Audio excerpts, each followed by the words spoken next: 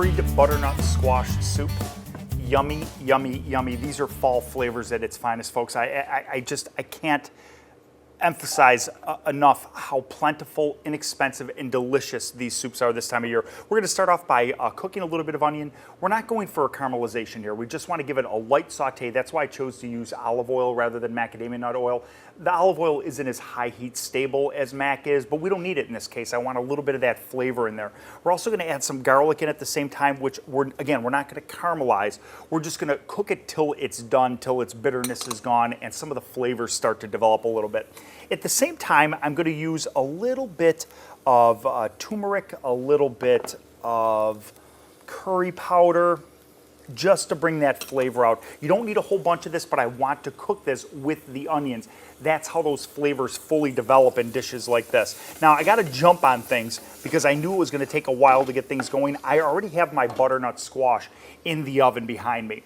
What I did is I cooked the cut the butternut squash in half, took the ends off it, scooped the seeds out. Now normally, and I didn't do it in this case, and I'm a little bit embarrassed, I normally would save those seeds that are on the inside. They're absolutely delicious. Think pumpkin seeds. You can toss them in a little bit of oil, rinse them off, toss them in a little bit of oil, hit them with a teeny bit of salt, and roast them in the oven. They make a great garnish for this soup, and I got rid of them. There weren't many seeds in there. There was maybe only 20 seeds total in the entire squash.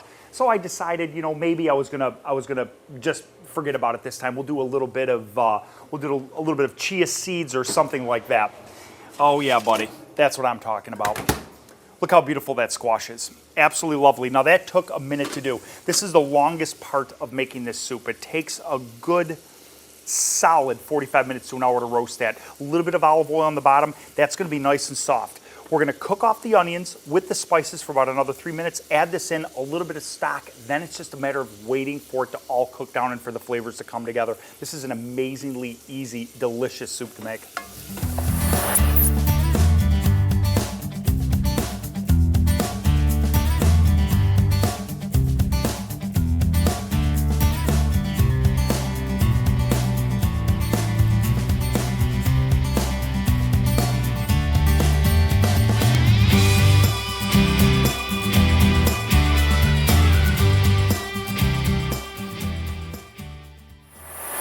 This soup would be a perfect candidate for one of those grinders. You know, the things like you make margaritas with the stick grinders? That would be great. You could puree it just like baby food. It would be right down to nothing. I don't actually like that when it comes to my cream soups. I like them a little bit thicker.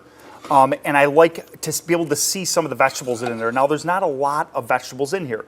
Just a little bit of onion, some of the garlic, and some of those great spices that we worked with. But I still want a little bit of consistency. You could finish this off with a dollop of sour cream, certainly, but I don't think it needs it. I really, really don't think that it needs it. If you do decide to do that, make sure to use a low-fat sour cream, not the no-fat. The no-fat doesn't taste like anything. You'd be better off eating the container. But this regular or the low-fat sour cream would be a nice addition to this, though I don't think it's necessary. This is a awesome, super easy to make, delicious soup with some really non-traditional flavors. Try it out.